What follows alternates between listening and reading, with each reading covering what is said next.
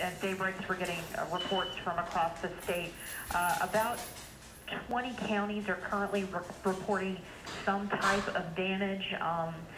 Spalding County was hit earlier, a little bit was after Catoosa and after Ringgold, and it sustained some very significant damage.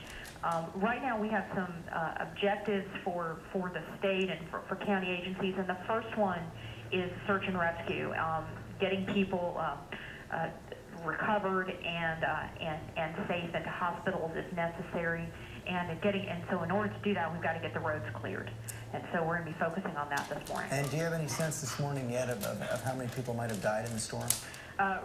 You know, it's fluid. We're right now it's confirmed 10. Unfortunately, that could change as we get more reports in later this morning. It's been a devastating storm, and there's been great loss in our state. It sure has. And as you said, you're focusing on search and rescue right now. The director of the Federal Emergency Management Agency is coming out a little later this morning talking about the federal government efforts. What's the most important thing you need right now from the federal government?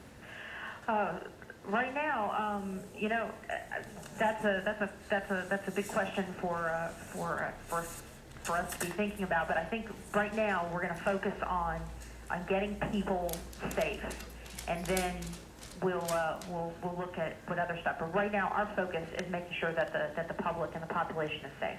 Okay, we'll get back to work. Thank you for taking the time to talk to us this morning. Thanks very much, Ms. Buchanan. Absolutely.